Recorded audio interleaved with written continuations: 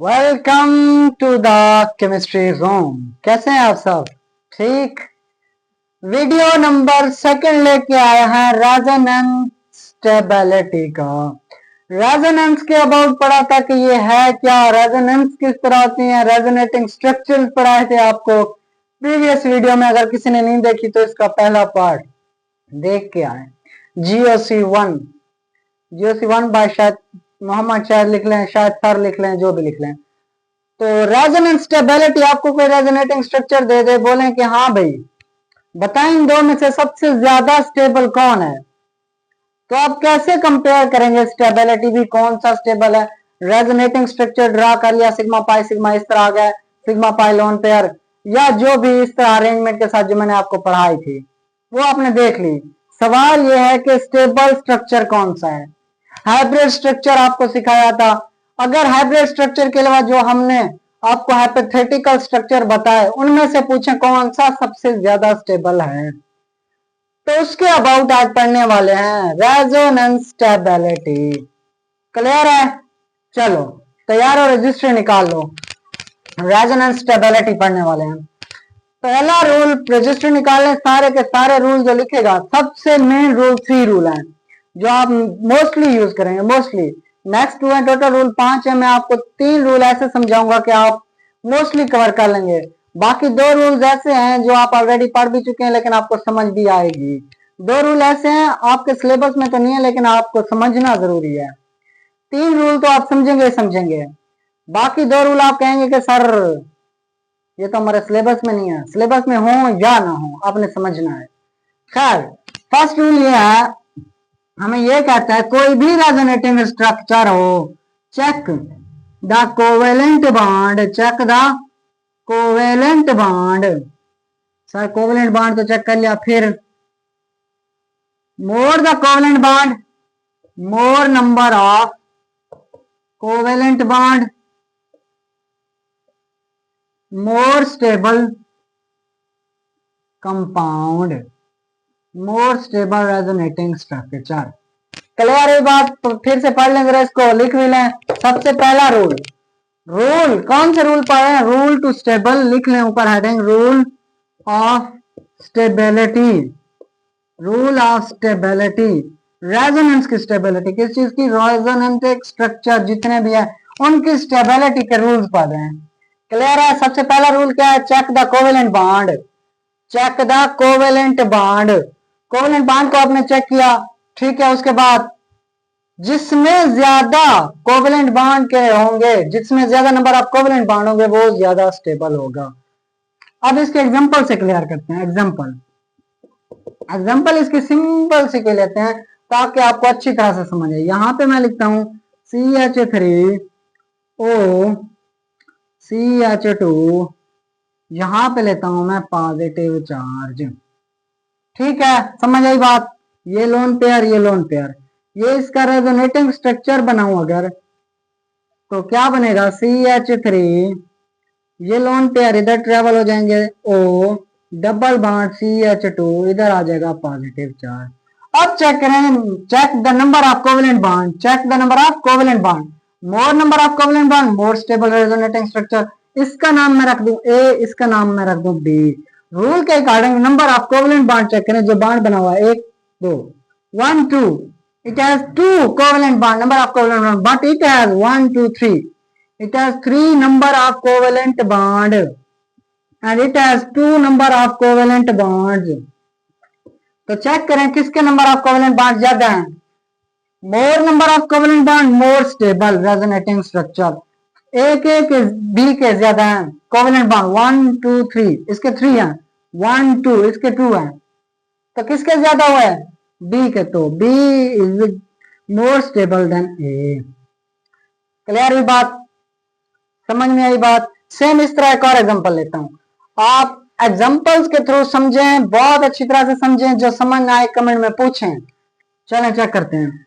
CH3NH CH2, यहां पे लगा दूं मैं पॉजिटिव। क्लियर है? सेम उसी तरह ऑक्सीजन की जगह NH लगा दिया। लोन पेयर ये इधर ट्रेवल करेगा। रेजोनेटिंग स्ट्रक्चर चेक करें इसके, CH3NH डबल बॉन्ड CH2, यहाँ पे आ जाएगा पॉजिटिव चार्ज, ये ए ये बी। चेक करें सबसे ज्यादा नंबर ऑफ कोवेलेंट बॉन्ड किसके अंदर है, 1 2 3, 1 2 3 4। ए के बी स्टेबल होगा, B is more stable than A. Clear हुई बात, पहला रूल क्लियर हुआ। ओके, सेकंड रूल की तरफ जाते हैं। चलो चलते हैं किस रूल की तरफ, सेकंड रूल की तरफ। लिखते जाएं तो ये मैं रेज करता जा रहा हूं, सारे के सारे रूल लिखते जाएं। सेकंड रूल क्या कहता है, neutral species, neutral species is more stable than charged। Charge species come stable होगी, लेकिन जो न्यूट्रल स्पीशीज होगी वो सबसे ज्यादा स्टेबल होगी। पहले आपने क्या चेक करना है, सबसे पहले पहला रूल को फॉलो जो नहीं कर रहा, फिर आप सेकंड रूल को फॉलो करेंगे। जो पहले रूल को फॉलो, चेक इधर एग्जांपल लेते हैं, CH2 डबल बॉन्ड CHOH, एक ये क्लियर है। यहां पे नंबर ऑफ कोवेलेंट बॉन्ड कितने हैं, 3। अब नंबर ए, बी को चेक करें, अगर CH2 डबल बॉन्ड की जगह मैं लगा दूं इधर ये CH डबल बॉन्ड OH, इधर आ जाएगा पॉजिटिव, ये इधर चला जाएगा नेगेटिव। सबसे पहला रूल आप चेक करें, नंबर ऑफ कोवेलेंट बॉन्ड कितने हैं, 1 2 3, 1 2 3। ये OH यहाँ पे आपके आंसर ये भी बनाता है, अगर मैं इसको इस तरह बना दूं वो भी सेम ही बात है, ठीक है। 1 2 3 4, 1 2 3 4, number of covalent bond same, tie हो गया यहाँ में। फिर रूल फॉलो होगा second, neutral species is stable then charged. Stable आप मोर स्टेबल कह सकते हैं, मोर स्टेबल। अब कौन सी सबसे ज्यादा स्टेबल होगी, जहां पे आपको न्यूट्रल स्पीशीज नजर आए। ए और बी में कौन सी न्यूट्रल स्पीशीज है, चेक करें ए और बी में, ए और बी में A is more stable than B, A is more stable than B. Why, because it is a neutral species. पहला रूल जब फॉलो नहीं होता, जब number of covalent bond same हो जाते हैं, तब हम किस रूल को फॉलो करते हैं, सेकंड को। क्लियर हुई बात। सबसे पहला रूल हमें ये कहता है कि आप number of covalent bond check करें। नंबर ऑफ कोवेलेंट बॉन्ड जहां कम जहां ज्यादा, जो ज्यादा है वो स्टेबल है, वहां पे कोई चार्ज स्पीशीज नहीं देखी जाती है, नहीं है, हमारा इससे कोई लेना देना नहीं। हमने number of covalent bond check करने हैं, ज्यादा है तो वो स्टेबल है। अगर वो रूल फॉलो नहीं हो रहा, अगर number of covalent bond same है, इधर 2 1 3 एंड 4, यहाँ पे भी 4, या अगर मैं OH ऐसे लिख दूं, OH सिंपल, यहाँ पे OH, यहाँ पे भी OH, यहाँ पे आप कहें सर 3 है जी, ऐसे ही है। अब यहाँ पे है तो इक्वल ना नंबर ऑफ कोवेलेंट बॉन्ड। अगर number of covalent bond equal है तो आप सेकंड रूल को फॉलो करेंगे। सेकंड रूल हमें क्या कहता है, it tells us about natural species, neutral species is more stable then charged. Is it clear? Neutral species, check A and B. A is the neutral species, but B has a charge, a positive charge, negative charge. So we can say that A species is more stable than B species. First of all, we check the number of bonds.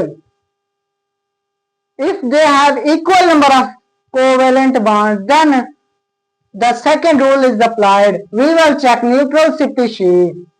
If neutral species is present and a charged species, then which is more stable? The neutral species is more stable than charged species. Clear है बात? सबसे पहला rule clear, second rule clear. चलो अब third rule की तरफ बढ़ते हैं। नोट करते जाएं आप, आपके अंदर जज्बा होना चाहिए पढ़ने का। ते आप पढ़ते कैसे हैं पता नहीं, लिखते जाया करें, पढ़ेंगे तो समझेंगे, लिखेंगे तो आपके जहन में बैठ जाएगा।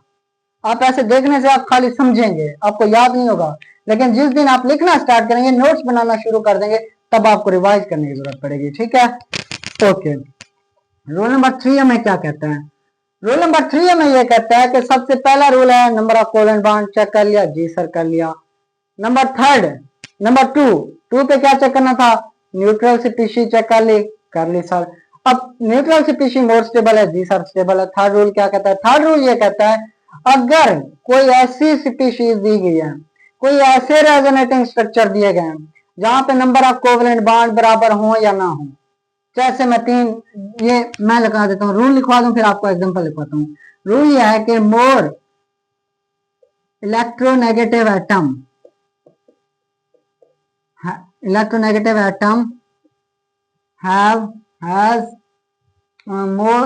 negative charge, more electronegative atom has negative charge. अगर इसके पास पॉजिटिव चार्ज होगा तो वो लेस स्टेबल होगा, then it is more stable, आप इसका उलट भी लिख सकते हैं। You can write its reciprocal, why more electronegative atom has positive charge then it is less stable. If more electronegative atom has negative charge then it is more stable. अगर negative atom के पास electronegative atom के पास negative charge है तो वो सबसे ज्यादा stable, अगर उसके पास पॉजिटिव चार्ज है तो वो सबसे लेस स्टेबल। वो तब चेक करना है, सबसे से मुराद ये है ऊपर वाले रूल दो फॉलो ना हो, उसके बाद थर्ड रूल चेक करना है। चलो मैं एग्जांपल लेता हूँ। एग्जांपल में मैं लेता हूँ डबल बॉन्ड हो नेगेटिव नेगेटिव CO3 के एग्जांपल। इसका resonating structure negative negative negative positive. उसका रेजोनेटिंग स्ट्रक्चर इसके अलावा क्या बनता है, पॉजिटिव नेगेटिव नेगेटिव नेगेटिव। ये इसका रेजोनेटिंग स्ट्रक्चर, ट्रस्ट करें रेजोनेटिंग स्ट्रक्चर ही है इसके, ठीक है। आपसे पूछा जाए ये सीपीसी आ गया, आप चेक करें इसमें से सबसे ज्यादा स्टेबल कौन है। सबसे पहला रूल चेक करें, number of covalent bond. First of all we will check number of covalent bond. It is A, it is B, it is C. Check A, how many number of covalent bond in A, how many number of covalent bond in B, how many number of covalent bond in C. First of all we will check the A. The A has 1 2 3 4 number of covalent bond. The B has 1 2 3 number of covalent bond. The C has 1 2 3 number of covalent bond. It means A is more stable than B and C. But which is more stable than B and C? Then यहाँ पे check करें, मैं ये कहना चाह रहा हूँ, English मैंने स्टार्ट कर दी। सबसे पहले number of covalent bond check करें, इसके ज्यादा एक है। उसके बाद आप चेक करें 3, यहाँ पे B एंड C सबसे ज्यादा कौन स्टेबल है। Then we will follow the second rule. Second rule says that neutral species is more stable than charge. Here is no neutral species. It has charge and oxygen, oxygen, oxygen, carbon, oxygen, oxygen, carbon, and oxygen. It has charge. They are charged species. We can't follow the second rule. Second rule says that neutral species is more stable than charge. But here are both are charged species. Which is more stable? Then we follow the third rule. More electronegative atom has negative charge, then it is more stable. Let me check. First of all, A is more stable than B and C, which has, here is oxygen is more electronegative atom, but it has positive charge. Here is oxygen more electronegative atom, negative charge. Oxygen is more electronegative atom, negative charge. Oxygen is more electronegative atom, negative charge. But here is carbon has more electronegative atom. It means carbon has negative charge, but it is less electronegative than oxygen. So we can't use that oxygen has positive charge. Oxygen is more electronegative than carbon, but it has positive charge. Why? It means B is more stable than C. According to the rule number 3rd, more electronegative atom has negative charge, but here is more electronegative atom has positive charge. It means it is less stable. The negative, more electronegative atom has negative charge, not positive charge. Which has negative charge is more stable. It means B is more stable than C.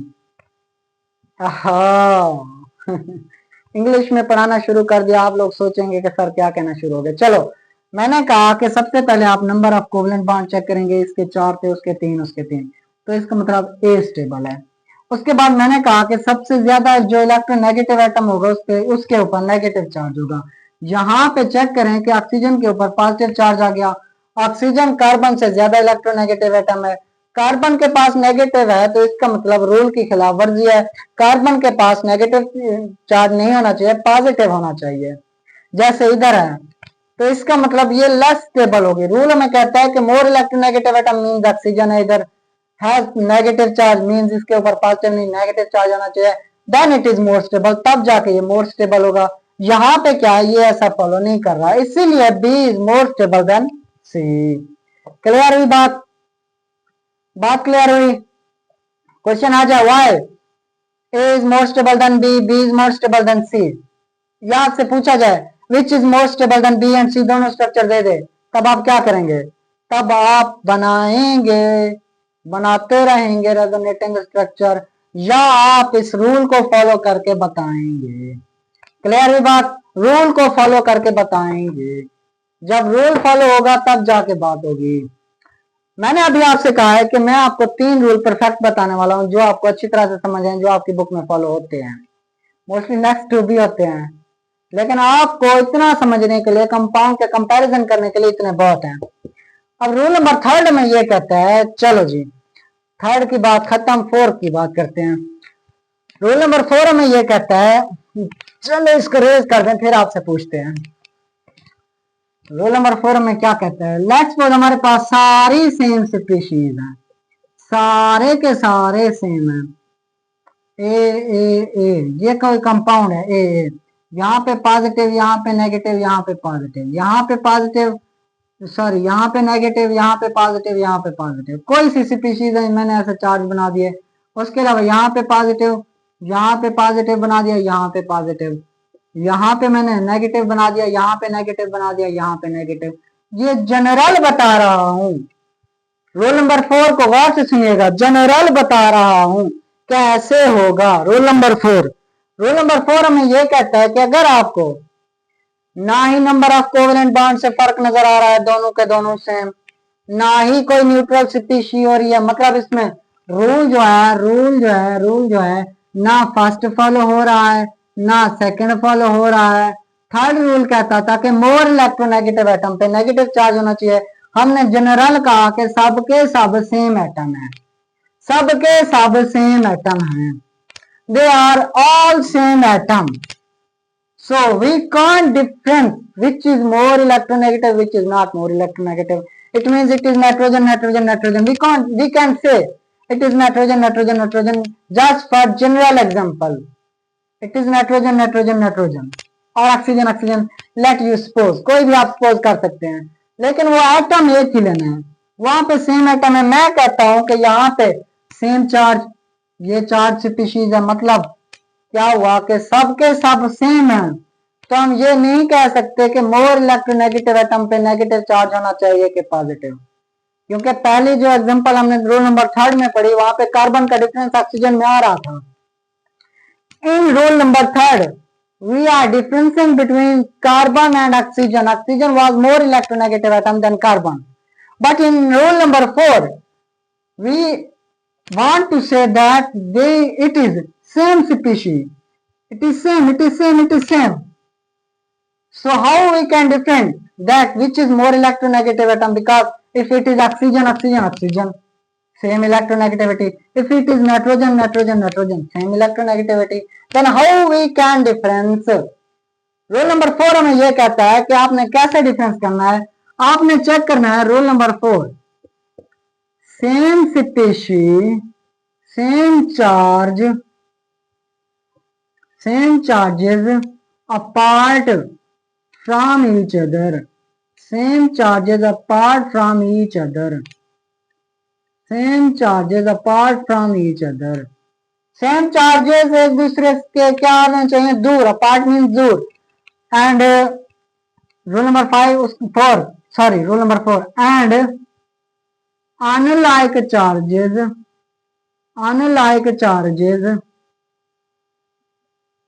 Close to each other means क्या है, same charges एक दूसरे से दूर होने चाहिए, opposite charges एक दूसरे के पास होने चाहिए।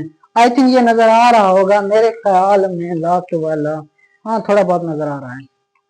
चलो मैं इसको रेज करके इधर ही लिख देता हूँ, आपको क्लियर नजर है। रूल नंबर 4 कहता है, क्या कहता है, यहां पे मैं लिखवा देता हूं, same charges apart from each other, same charges एक दूसरे से दूर होने चाहिए। It means unlike, unlike means opposite charges close to each other, close to each other। Opposite charges क्या होने चाहिए, एक दूसरे के क्लोज। तो जो सबसे ज्यादा, then they are most stable, they are most stable. अब आपसे पूछा जाए, हाँ भाई इस रूल को चेक करते हुए जहां पीछे तीनों रूल फॉलो नहीं हुए, तीनों के तीनों रूल ही फॉलो नहीं हुए, तब आप क्या करेंगे, तब आप चेक करेंगे इस रूल को, same charges apart from each other, unlike charges close to each other. यहाँ पे देखें, ये मैं कहता हूँ ए एंड बी, इनको मैं डिफरेंस नहीं करता क्योंकि ये सेम चार्जेस हैं सारे के सारे। यहाँ पे देखें A and B which is most stable, check करें same charges apart from each other, एक जैसे चार्ज पॉजिटिव और पॉजिटिव एक दूसरे से दूर हो, यहाँ पे दूर है नहीं, यहाँ पे दूर है, यहाँ पे नहीं है, बी में नहीं है। It means unlike charges close to each other, unlike charges, ये यहाँ पे नेगेटिव, यहाँ पे पॉजिटिव, यहाँ पे पॉजिटिव, यहाँ पे पॉजिटिव। हम कहना ये चाह रहे हैं, अगर कोई अपोजिट चार्जेस एक दूसरे के क्लोज हैं तो वो स्टेबल हैं, उन चार्जेस से जो एक जैसे क्या है एक दूसरे के पास हैं। समझ आई? सारी जिंदगी एक साथ जब शादी होती है तो कौन गुजारते हैं, अपोजिट चार्जेस के same charges, opposite charges stable होते हैं।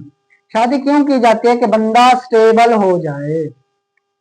और सेम बंदू से की जाती है कि नहीं, नहीं सेम। अब मर्द से करना शुरू हो जाए तो कहां स्टेबल हो सकता है, स्टेबिलिटी तब आएगी when you have opposite charges. Allah ताला ने सबको पैदा किया है, अपोजिट चार्जेस में स्टेबिलिटी है। समझ आ रही है बात की, opposite charges are more stable than same charges if they are close to each other। same charges close है, unstable। ये वाले यहाँ पे कौन से सबसे ज्यादा स्टेबल बनेंगे, opposite charges close है तो more stable। it means A is more stable than B। Clear है, क्लियर है। Rule number 1 number of covalent bond, rule number 2 neutral species, rule number 3 more electronegative atom. ये सारे stability पे, stability को resonating structure की stability को बयान करते हैं। Rule number 4 if they all have, फिर तीनों के तीनों रूल फॉलो नहीं हो रहे, मतलब number of covalent bond same, neutral species है ही नहीं, थर्ड में मोस्ट इलेक्ट्रोनेगेटिव एटम, सारे के सारे एटम सेम, फोर्थ में ये कहता है अगर सेम चार्जेस एक दूसरे के क्लोज हैं तो अनस्टेबल, अगर अपोजिट चार्जेस पास हैं तो वो स्टेबल। क्लियर हुई बात। रूल नंबर 5 में ये कहता है कि अगर आप ये चेक करना चाहते हैं ये सारे रूल फॉलो नहीं हो रहे तो आपने चेक करना है इंडक्टिव इफेक्ट। कौन सा इफेक्ट, इंडक्टिव इफेक्ट, जो सबसे पहला वीडियो था इसका, जो सबसे पहला वीडियो, ये वीडियो नंबर 3 है। खैर इसका सबसे पहला वीडियो इंडक्टिव इफेक्ट पे था, जीओसी का। सेकंड वीडियो हमने रेजोनेटिंग स्ट्रक्चर पे बनाया, थर्ड वीडियो हमने बनाया है किस पे, स्टेबिलिटी पे। इसका फिफ्थ रूल क्या आ रहा है, फिफ्थ रूल आपने इंडक्टिव इफेक्ट से चेक करना है। जहां पे इंडक्टिव इफेक्ट, मतलब आपको इंडक्टिव इफेक्ट दो तरह के समझाए थे, जहां पे नेगेटिव इंडक्टिव इफेक्ट आ रहा था, पॉजिटिव इंडक्टिव इफेक्ट आ रहा था। जहां पे आपको कौन सा इंडक्टिव इफेक्ट नजर आए, पॉजिटिव इंडक्टिव इफेक्ट। कौन सा inductive effect, positive inductive effect. Electron donating होते हैं कि विड्रॉइंग, इलेक्ट्रॉन डोनेटिंग, तो वो स्टेबल होते हैं। जहां पे इलेक्ट्रॉन डोनेटिंग ग्रुप आपको नजर आ रहे हैं, ये सारे चारों के चारों रूल फेल हो रहे हैं, तो आप वहां पे फिफ्थ रूल देखेंगे कि इलेक्ट्रॉन डोनेटिंग ग्रुप लगा है तो वो मोर स्टेबल होगा। समझ आई बात, क्लियर हुई बात।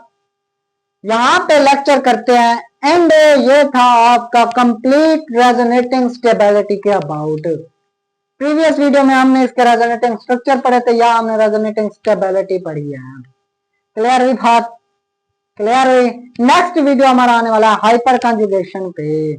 किस पे? हाइपर कंजुगेशन पे। उसके अबाउट हम स्टेबिलिटी पढ़ेंगे, कार्बोकेटाइन, कार्बोनाइन, फ्री रेडिकल, क्या कार्बोकेटाइन में भी कार्बोनाइन में भी स्टेबिलिटी है, इसकी डिस्कस करते हैं हाइपर कंजुगेशन की या नहीं, ये सारी डिटेल पढ़ेंगे। Is it clear?